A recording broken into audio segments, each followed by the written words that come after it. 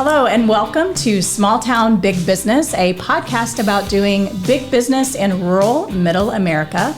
I'm Deb Barnett, your co-host for today, and also with Southern Illinois Now, where we work on economic development to advance the Southern Illinois region as a great place to live and to work, and of course to do business. And I'm Russell Williams. I'm director of EThOs. EThOs is a small business incubator. We're co-working spaces. We also do training and development here in downtown Marion, Illinois. In fact, welcome to the Citadel building. We're a historic building here on Tower Square Plaza. Thank you for watching and supporting us. We also want to thank our sponsors for making the podcast possible, and that includes thank you to Arcadia Wealth Group, Black Diamond Harley Davidson and RV, the Fowler Heating and Cooling Company, Swinford Media Group, Watermark Auto Group Foundation, and of course our producers at Union Street Arts who make us sound and look so good. That's right. And you can join our Small Town Big Business community by subscribing to the podcast on your favorite platform. You can also listen and see us live and in person on our YouTube channel. Simply search Small Town Big Business and subscribe for free so you don't miss any upcoming releases. We have a special guest today. We do. And you get to introduce her today. Of course. So we're so excited. Small Town Big Business, of course, talks with owners and founders of businesses in small towns around the Midwest and here in Southern Illinois. And I am so excited to welcome Amy Mills to the podcast today. So first, welcome, Amy. Thank you. Thank you so much for having me. I love doing podcasts, and it's really an honor to do this one. That's awesome. So you're a podcast enthusiast. I am. And experienced too. A little. Yeah. Well, so glad you get to do this one. Thank you. You know, as I was thinking through, anyone who knows anything about barbecue or loves barbecue probably is very familiar with the Mills name. Your father, of course, the legend. But let's start just by telling us just a little bit about you and how 17th Street got started. Sure.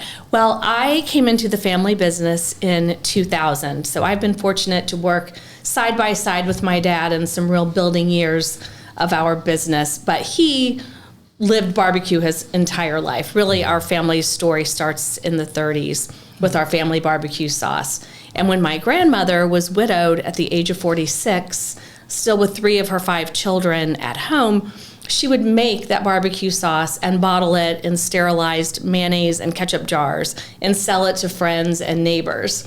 So the barbecue sauce has been a thread throughout our family. My grandfather, actually, his dream was to quit his job as a soap suds and cigarettes salesman at the Palmolive Peat Company and have a barbecue restaurant and bottle and sell that barbecue sauce. But sadly, he died at the age of 42. And so, interestingly, my dad, much later in life, is the one who carried on that dream. Yeah. And this history is all in Southern Illinois or elsewhere? So my family is originally from Southeast Missouri. My grandfather from Kennett, my grandmother from Campbell, Missouri. Yeah. And they moved to, my dad was born in Cape Girardeau. They moved to Murfreesboro when my dad was 6 months old. Okay. So for all intents and purposes, he considers himself born and bred Murfreesboro. Yeah, awesome. And then how did you come into the business? So I came back into the business kind of in a strange way, but I went away to journalism school at Mizzou and moved very briefly to Dallas and then a much longer stint in Boston. And I always had advertising, marketing, and PR jobs. And every now and then I would write something for my dad, or I would design an ad or just do some quick little project. But really, I was not involved in the business at all. Right. But in 2000, I was home visiting. I was newly divorced, spending a little bit more time in Southern Illinois, longer periods of time. And my dad handed me this Post-it note. And he said, hey, would you call this person back for me? My dad will call everyone back, but it may take a very long time for him to get through all of those messages. Sure. So I called the number, and it was a reporter who was writing a story for Martha Stewart Living magazine about mail order barbecue. And she said, thank you so much for calling me back, but I called a while ago and I've already written the story. And so I went back to my dad and I said, Daddy, we just missed this huge opportunity. Start giving all of those little pieces of paper to me. Yeah. And I just started following up on PR requests, And then, that all just snowballed. Yeah. I came up with the idea for writing Peace, Love and BBQ. And then it just snowballed from there. Yeah, I love that. Yeah. Tell us about Peace, Love, and BBQ, a book that you published, but tell us a little bit about that. Well, that was such a fabulous experience. I had worked my last corporate job for J. Jill when it was only a catalog, and I was the copy director. But really, it was such a small company. I did a little bit of everything there, which was great learning ground. And it's really what gave me so many skills that helped in writing a book. But I came up with this idea when I came back into the barbecue world. All of these things that were very boring to me when I was growing up all of a sudden seemed much more interesting. And these weird people seemed much more interesting to me. And I knew that there was not a book that really captured this unique slice of Americana. It's really a subculture within America, these barbecue people in this world that we all inhabit. And so I bought a book, How to Write a Book Proposal, and I wrote a book proposal, and I found an agent. I actually went to Barnes & Noble and sat down in the cookbook aisle and took all the books I liked and sat there and read the acknowledgments, because everybody thanks their agent in the acknowledgments. Yeah. And I made a grid of who I looked to me like were the best agents out there. And I queried the first one, and she wrote me back. And at this time, you really don't do this via email. You write a letter, and you have to send a packet that has a sample chapter and your proposal. And she said, you have a great idea, but I already represent a barbecue author, so you need to find someone who doesn't. Great idea. So, that took 4 weeks to get that letter back to me. So I go off to the second person on the list. And while that letter is out in the ether, I go to the Aspen Wine and Food Festival. We were helping open Blue Smoke in New York, and we were going there to cook for an American Express black card party, which is very exciting, and really also to sample the barbecue and kind of preview what Blue Smoke was going to be all about. So I met a writer while I was there, and I was telling her about my book. And she said, before you sign with any agent, you need to talk with my agent. She's awesome. And I said, okay. So she introduced me. And when I got back, the second agent had written and said, please come to New York to meet me. So I ended up going to New York and meeting with two people, the agent that was referred to me and this second hotshot agent. And I went with the referral. Her name is Janice Dono. She happens to be from Memphis, so she very much knows about barbecue. And she is a fabulous agent. So she helped sell our book. And one of my favorite memories is going to New York with my dad when the book was coming up for auction. And we went around and met different editors. And, I can remember just speeding down one of those New York thoroughfares in a cab and kind of looking up, and I said, did you ever think we'd be doing this? And he said, no, I never did. Yeah, that's what I was going to ask you, because I'm sure as a marketing PR person, that is like a dream come true of pursuing that. But did your dad ever think that would happen? Never. Passion for barbecue, right? Right. I mean, the family business, but did he think it would go that far? Never. And, I think even the whole time I was working on it, when the book finally came and he got his first copy, I think he really thought it was going to be like a spiral-bound church cookbook. He really, he really didn't know. He said, well, this is pretty nice. And I said, well, I guess that's my first compliment. I don't know. We did not dole out compliments. But the book was nominated for a James Beard Award. And so, going to the Beard Awards and just being part of that whole experience with him, what a thrill. It was really neat. It really is a great book, and I love just the cover and the stories in it and the images, and then I think there are even some recipes in there as well. Well, there are 100 recipes. Yeah, it is a cookbook, but it's very much built with a narrative and stories throughout, and the stories are probably better than the recipes. The recipes are excellent, but it's really a book you can sit down and read. Right. Was it key for the business to be Murfreesboro, which is in between St. Louis and Memphis, which I think are two wonderful barbecue places? Was there any relationship there of how your business really got beyond small location? Not at all. Okay. And honestly, I think the St. Louis barbecue scene has burgeoned in the last 10 or 15 years, Okay. and we've been in business since You 1985. may have been influential with those. Exactly. In fact, if you look at the tree of people who are big in St. Louis barbecue right now, many of them worked for my dad at one time, which is kind of interesting. Yeah. That is awesome. Yeah. So we've talked a lot about barbecue, 17th Street, but I know that you have other businesses as well. See if I can remember them and help me out. Oncue Consulting. So that's bringing folks from around the country, really Around the world, in to learn from you, learn from the best about barbecue, the barbecue industry, hospitality, right? Yes. Do you want to talk about that Sure, at all? I would love to tell about that. Sure. So Oncue was started in April 2009, and since that time, we've had over 1,500 people from 45 states and 16 countries who have come to learn about barbecue. So we have helped incubate barbecue businesses all over the world, which is really cool. It's really the only professional level barbecue class out there. There are lots of wonderful cooking classes about competition or just enthusiast level classes, but this is really about behind the scenes of a restaurant and a catering operation. So we have a business of barbecue class, we have a catering master class, and we have a whole hog extravaganza where people come and learn about all this different whole hog cooking. We schedule those classes in and around our busy time, and right now our busy time seems to be all the time. So it's been hard. We had a class in February, and I don't have my other two classes scheduled for this year yet. But when we're busy, we know other barbecue people are busy too. And the people who come, some of them want to get in the business, some are already in the business, some are other legendary people. I've been in awe of some people who've come to our class, but really smart people know you can go to a class and learn one or two things that could truly transform your business or make a lot of money. Yeah. So it's always interesting to me to see who comes to the class and what they do with what they've learned. And those are in person in Murfreesboro, Illinois. Yes. So we've had lots of requests to take that show on the road, and it would be easy to do, easy and hard, but we have a very unique facility and lots of room to hold that class.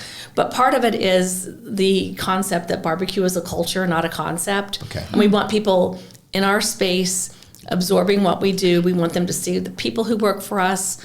We want them to see our layout. We just want them to see what we're doing.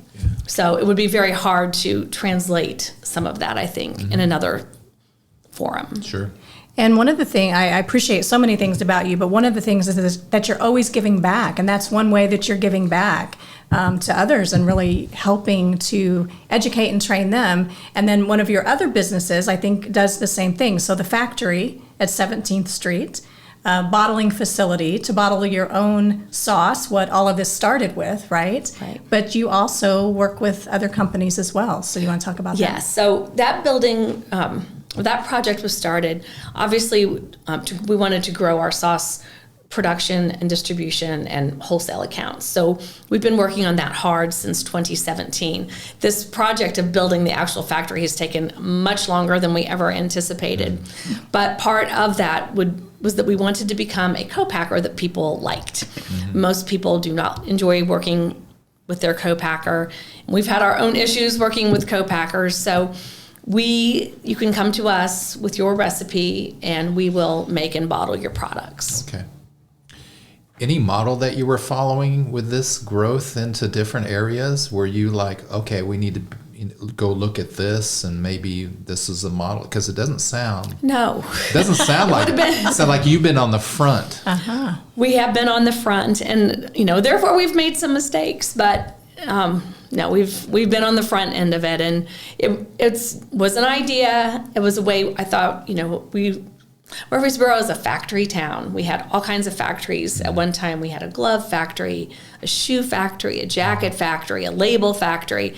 And as those factories closed, people left, homes were abandoned. It really changed the town itself. And so I thought, what better than to bring a factory back here? Yeah. It will provide some jobs. It will be something that's not a restaurant. I really wanted to have a more well-rounded company. I do not want to ever have one revenue stream ever again, especially after going through a pandemic. And I'm so happy that we had started this during or before the pandemic, because we certainly saw huge growth in our sauce sales. Yeah. So we've talked about some of your businesses, but I know there's at least one more, and that was one I think you really had a dream for a long time, and that's Faye. So tell us a little bit about Faye. Well, the building we bought in downtown Murfreesboro was the first car dealership in our town. Okay. It was built in the 19-teens and destroyed by the tornado in 1925, rebuilt. It housed several different car dealerships throughout its years, and then became a car auto supply and repair place called Blankenships. So most people still living remember it as Blankenships. And then it sat empty for years, and it was really about to fall down. Mm-hmm. So this was a real gut job, if you will. There was no electricity, there was no water. When we snapped this cable that was holding the front of the building together, a whole corner of it collapsed. It's really been rebuilt. Wow. But it's been exciting. And so the back 2/3 of that project are the factory. And the front, which would have been the showroom, we really didn't know what we were going to do. But my dream was to have a coffee shop. I knew if I was going to live here, I had to have a decent cup of coffee. And we all love a decent cup of coffee. We all love a decent cup of coffee. And of course, it has morphed into much more than that decent cup of coffee. It's really neat. We have fabulous coffee. We have a biscuit-based menu, so wonderful biscuit sandwiches, biscuits and gravy, a few salads, a few soups. It's a very limited menu. And then we have a whole gourmet section, so all kinds of little grocery provisions, things that I love or things that are manufactured by friends of mine from all over the country, but things that I would have to travel elsewhere to get or order via mail. And I wanted to bring those things right here so that other people could learn about them and enjoy them too. Yeah. And I've been to Faye, and I appreciate again that you kept the decor consistent with the original building too, right? In many ways. Yeah. So what I love about it, I really had the opportunity to work with a fabulous architect and design duo called Space in St. Louis, and I chose them because they have designed so many restaurants.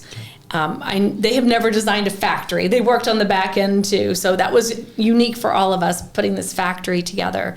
But the restaurant, I think, is where their work really shines.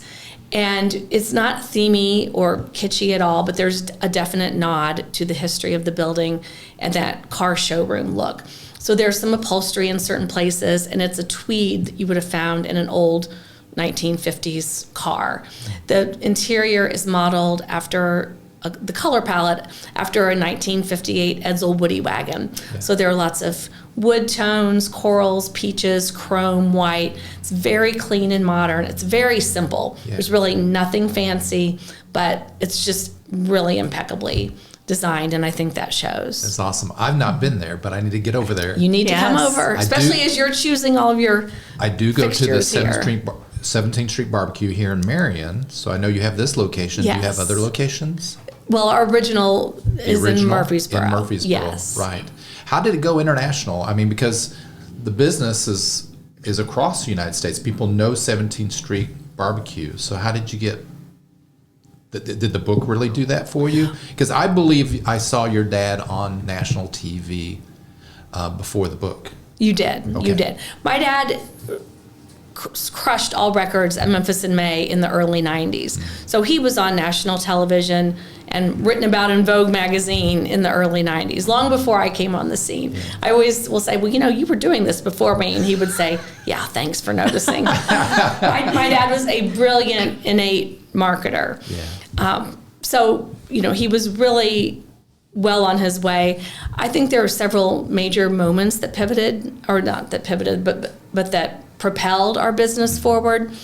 For sure, the contest, that put him on the map. Being tapped by Danny Meyer to help open Blue Smoke, that introduces him to so many New York media people. The book gives you yet another jump and another platform. We had kind of an expansion into Las Vegas.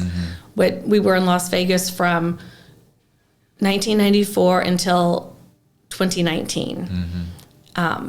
that business was huge there. It was not called 17th Street. That was a big branding mistake because it never got a chance, and it was never able to capitalize on the fame of 17th Street, but it did very well in its own right. Yeah. So even though everything was the same, they decided to go with a different name at that juncture.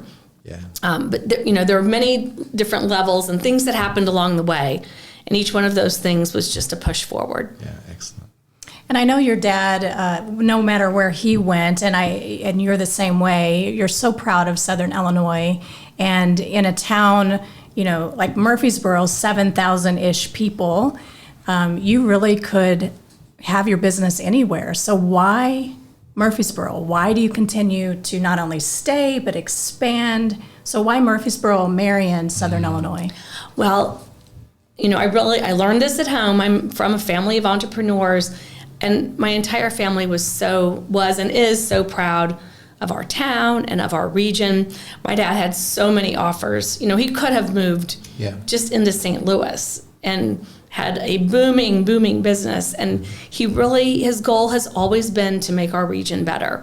17th Street really started because of our barbecue cook-off.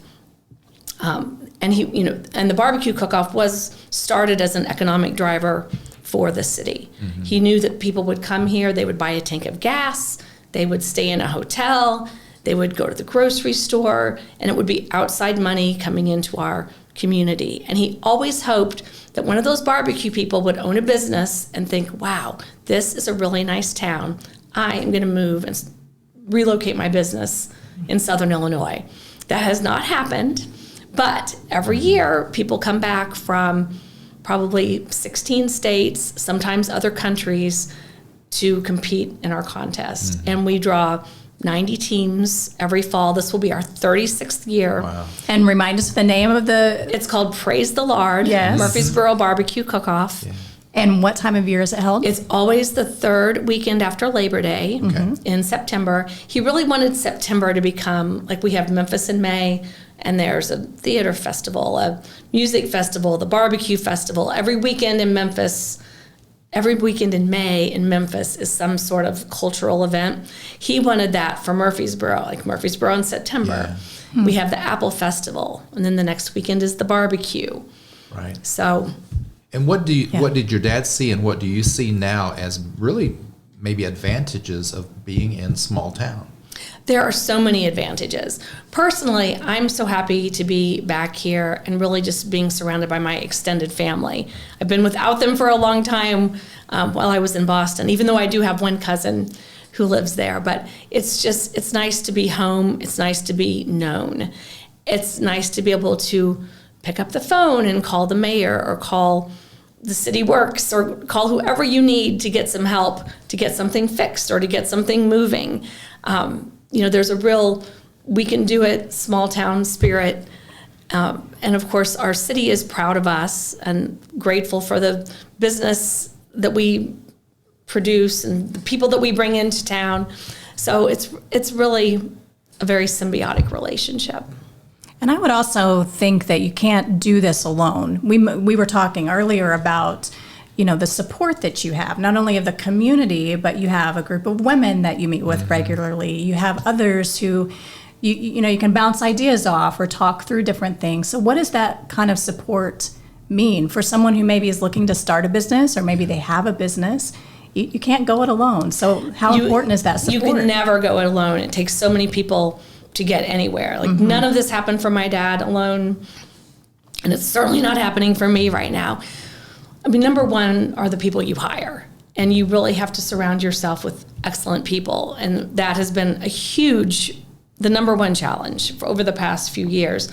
But as difficult as that is, a third of our staff has been with us from 9 to 24 years. Wow. And that is unheard of in the restaurant world. Mm-hmm. So we have a leadership team of 9 people with a lot of depth and a lot of knowledge, historical knowledge, institutional knowledge about 17th Street. But you also then have to get out of that for other help. I have a business coach, which has probably been my number one investment and smartest move that I've made in the past year and a half or so. And she does everything from help me run projections and look at numbers deeper and in different ways. She helps me with a lot of procedures, operations. I mean, really whatever I need, she's there to talk about those things. That is so interesting because I think most people would think, oh, you just need a business coach when you're just getting started. But you've been doing this a long time and you coach others as well and mentor others. Exactly. So that is really fascinating. It's lonely. Owning a business is very lonely. And who do you go to when you don't know the answer and you know that your right hand doesn't know the answer, but you need that outside perspective and outside knowledge. Yes. It's so valuable. Number one. And I think people don't go in that direction because they think it's expensive. They think it might be intimidating to answer questions like that. And it's the fear of the unknown. It's right? all of those things. But you can't move into the unknown and grow unless you have somebody either has knowledge, experience, help you through failure and mistakes. I don't think I would have gotten any further, and I do coaching now because of that. Yeah, I think even coaches have coaches, so it's that extra layer of support that has really been vital That's to so me. Good to hear. I love it. Well, when you're talking about all the businesses you have, and I know you're very community oriented, you're in your community, in the region, always helping. So it makes me want to ask the question, when do you sleep? But what I will ask is for those who are saying, wow, I would like to start a business, or maybe I'm looking to expand, or I have a new idea. What advice would you give about how you balance all of that and kind of keep it all moving forward? How do you take care of yourself? Yeah. Number one, you'll do a lot of things on your own until you can't do it all. So you're going to have to hire people. So the people you hire are vital and are really critical. Hiring smart people, hire people that you think might be smarter than you, and definitely people who don't have your same skill set. Even when I think now about all of the outside consultants that we have in our company, from an accountant to a PR person to a graphic design person, who else helped? My web person, all of the people who really make up my outside consulting team. You really need to find the best of those people at your budget and be able to work. And ideally, those are people who will grow with you too. Secondly, I think not enough people know their numbers or know how to read a P&L properly. And I know even working with my coach, I've learned so much more about my P&L than I ever knew before. And I thought I did okay. But really know your numbers. Taking time to work on your business and not in your business is really critical. And that was something that was pounded home to me a few years ago. I did the Goldman Sachs 10,000 Small Business Program, which I would highly recommend for anyone. You actually have to have a very viable business. There are a lot of criteria, and you have to have a business that has an ability to grow in a different way. So for example, when I did that, I was working on the factory. So that was the growth plan that I worked on during the Goldman Sachs program. But, this summer, I washed dishes almost every Saturday at Fay and sometimes on Sunday. And I did that because I didn't want to pay someone, because it was opening, struggling with labor costs. But I also wanted my staff to see that I will do the dirtiest job and get my hands dirty and that I'm invested and committed. But then I had to stop doing that, because if I'm doing that every Saturday and Sunday, I'm not taking any time off. I'm using hours that I could be using to work on the business and dream about the future and work on other aspects. So that served a purpose for a while. But after a while, you can't do that anymore. Right. Yeah. And I always tell people who come to Oncue, you're coming here because you love barbecue and you love turning out that barbecue on the weekends, and your friends and family are raving, and you just want to do this for a living.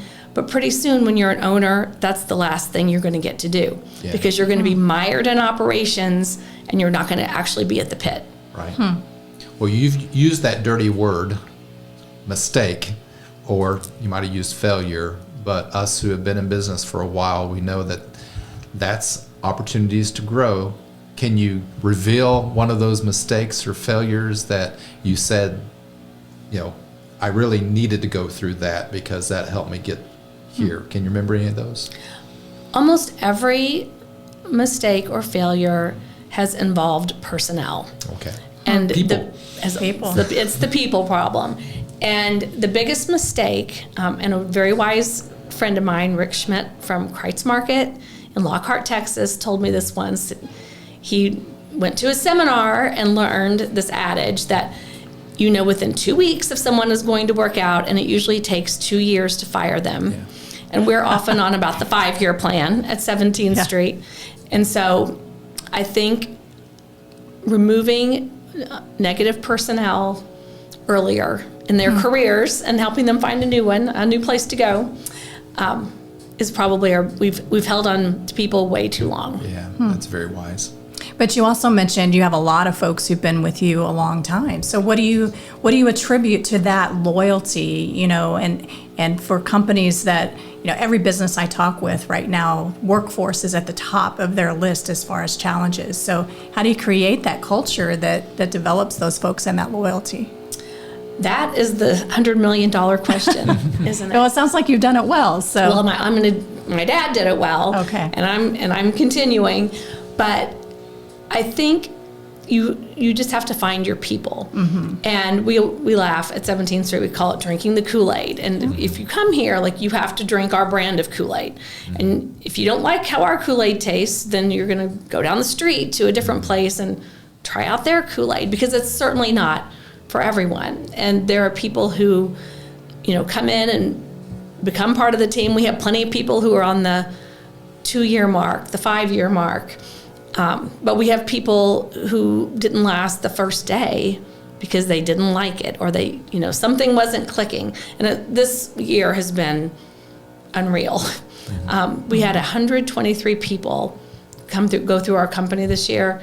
And I would say the vast majority of those made it through orientation, or they came for one shift. Wow. But that's how many W-2s we printed. Wow.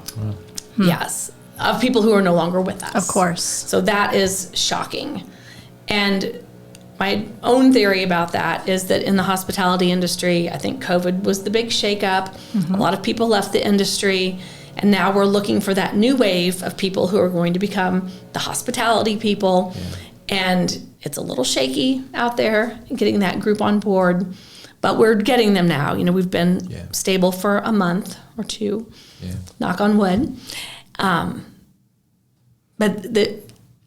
I think setting expectations, getting people being very clear about who you are, what your company is about, what your goal, what your mission, what you stand for as a company, and bringing those people into the fold and really orienting them from the beginning is vital. I think that's great advice. Yeah. Would you talk through a little bit about your mission, your vision, and those values? Because sure. It's all answers are why we do what we do. Exactly. Well, our mission really stems from generosity. So generosity is a recipe for success. And that generosity is not necessarily financial or money, unfortunately, but it's generosity of spirit and helping people. So always, how can I help? What can I do? We're extremely passionate about our community. So lots of volunteer work. We're sitting on lots of boards of different community organizations, and really at the ground level of trying to make our town and our region better. So we have fun together. Fun is part of it. Because we are promoting our community, we know that half the people who come through our door are from out of town, out of state, out of country. Every day, there'll be someone from another country at 17th Street. So welcoming those people, making them feel like they're a local and like they're at home, but talking to them about our region. And if they tell us, I'm here to hunt or fish, we talk to them about that. Or I'm here to hike, or I'm here to see family. There are all kinds of things that bring someone to our door. And then, of course, many of them are barbecue enthusiasts. They came specifically to eat the barbecue. And so, you have to really talk to them about 17th Street and how great it is and how much fun you have working there.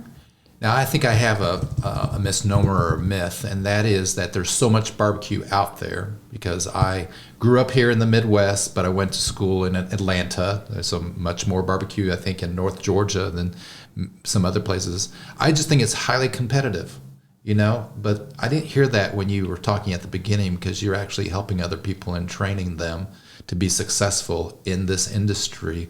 What's your philosophy behind that? Shouldn't you be like doing the best and competing with the best? Well, it is very competitive, but there's just a lot of heart and soul in barbecue. Mm-hmm. And I think the only thing we wouldn't tell somebody is the recipe for magic dust or for our barbecue sauces. But everything else, pretty much, we share. Yeah. And, when we helped start Blue Smoke, we had them in our kitchens for weeks at a time for 2 years. And we taught them everything we knew. They used our magic dust, they used our barbecue sauce, but their barbecue did not taste exactly like ours. They used our pits, they used our wood, and a lot of it's all right here, it's this heart. But what we want to do is teach people methods. We teach things that work for us, but somebody else is going to go home and say, well, they cook at 210 degrees, I'm going to do it at 225 degrees, and they use this wood and I use this, and their seasoning tastes like this, but mine is here, and it tastes totally different. Mm-hmm. So even changing the wood can make barbecue taste so different. So it's really just about methods. Yeah. And again, our methods won't work for everyone. We're just showing you one way of 1,000 that will work. Something I also heard you say when you were talking about different people coming to Murfreesboro and coming to your business, and you talk about the region, you talk about what there is to offer. It made me think, what an interesting concept that small businesses really have a responsibility to their communities, to their region, as sort of that front door and that first maybe place that folks stop. So I don't know if small business owners necessarily think about that during trying to get through the day-to-day, but I think that's such an interesting concept. Yeah. Well, I think you hit the nail right on the head, and I've never heard it articulated quite that way. But absolutely, I think we're a welcome center for Murfreesboro. Yeah. Yes. I think that's really good for other business owners to think about. It's not just about getting through the day-to-day in your own business. It really is about representing your community, your region, and making it a better place. So, Amy, what's next for 17th Street Barbecue? Well, right now we are in this growing phase. So much factory work is next. We're really growing those wholesale accounts, growing our co-packing list. I want to help everyone co-pack I possibly can, but I've already had to put down parameters, like a minimum batch is this. You have to give us a day's work, or we have to charge for a day's work. We will have people come who want to make a kettle of sauce for them.